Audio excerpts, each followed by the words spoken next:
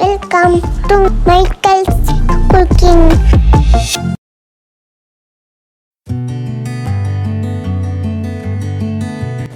Hello everyone, இன்றைக்கி நம்ம பண்ண போகிறது மட்டன் பிரியாணி. இந்த மட்டன் பிரியாணி பண்ணுறதுக்கு முதல்ல மட்டன் வேக வச்சு எடுக்கணும். ஸோ இதுக்காக சுத்தம் பண்ண 1/2 கிலோ மட்டனை நான் ப்ரெஷர் குக்கரில் சேர்த்துருக்கேன். இது கூட 1/2 ஸ்பூன் இஞ்சி பூண்டு பேஸ்ட்டு சேர்த்துக்கலாம். அது கூடவே 1/4 ஸ்பூன் மஞ்சள் தூள், 1/2 ஸ்பூன் மிளகாத்தூள், 1/2 ஸ்பூன் உப்பு, இதெல்லாம் சேர்த்து நல்லா கிளறிட்டு ஒரு 2லேருந்து 3 விசில் வர வரைக்கும் ப்ரெஷர் குக் பண்ண போகிறோம். ஸோ இது ப்ரெஷர் குக் ஆகட்டும்.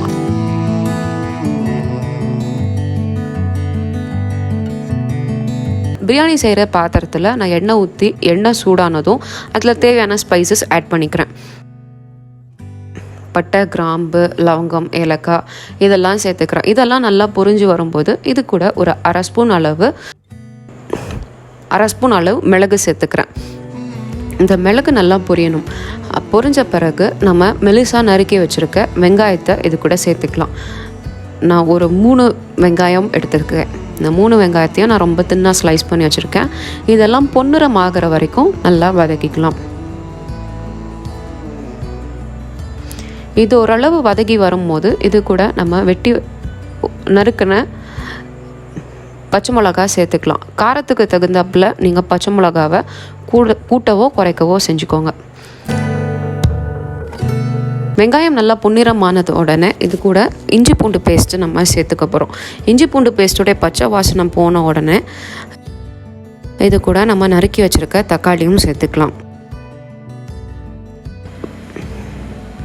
தக்காளியெல்லாம் நல்லா வதங்கி மஷி ஆகிற அளவுக்கு அது வதங்க விடணும்.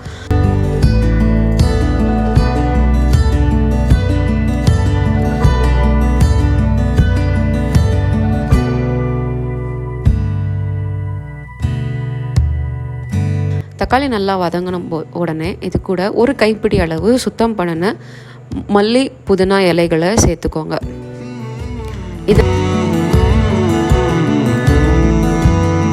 இதெல்லாம் நல்லா வதங்கின உடனே வேக வச்சுருக்க அந்த மட்டன் தண்ணியை நான் இது கூட சேர்த்துக்கிறேன்.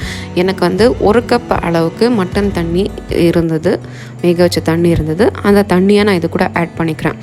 இது கூட மீதம் தேவையான தண்ணியை நான் சேர்த்துக்கிறேன். 1 கப் அரிசிக்கு 2 கப் தண்ணின்ற வீதத்தில் நான் தண்ணி சேர்த்துருக்கேன். நீங்கள் எத்தனை கப் அரிசி எடுக்கிறீங்களோ அந்த 1 கப்புக்கு 2 கப்புன்ற அளவில் தண்ணி சேர்த்துக்கோங்க. தண்ணி சேர்த்துட்டு 1/4 டீஸ்பூன் மஞ்சள் தூள்,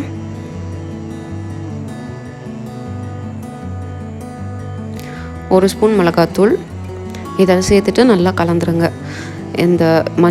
இந்த சேர்த்துருக்க பொடிகள்லாம் வந்து கட்டி கட்டியாக நிற்கக்கூடாது. நல்லா கரையிற அளவுக்கு கலந்து விட்டுருங்க. இது கூட 1/4 ஸ்பூன் கரம் மசாலா பொடியும் சேர்த்துக்கலாம். கூடவே தேவையான அளவு உப்பு சேர்த்துக்கோங்க.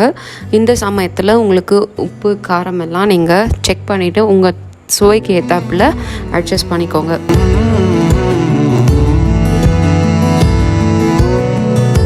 இப்போது தண்ணி கொஞ்சம் கொதிக்க ஆரம்பிக்கிற ஸ்டேஜில் நான் வேக வச்சுருக்க மட்டன் பீசஸை இது கூட சேர்த்துக்கிறேன்.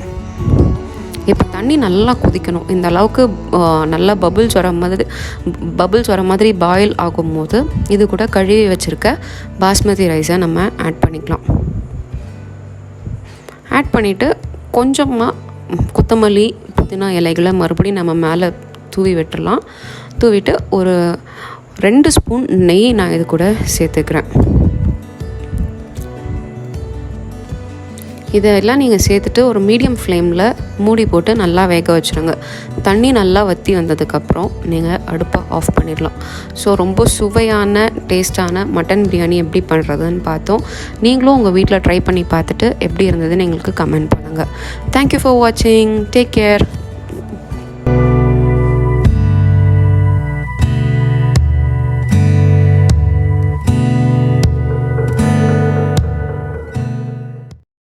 வீடியோ பிடிச்சிருந்தா லைக் பண்ணுங்கள், கமெண்ட் பண்ணுங்கள், ஷேர் பண்ணுங்கள், மறக்காம கிளிக் பண்ணுங்கள்.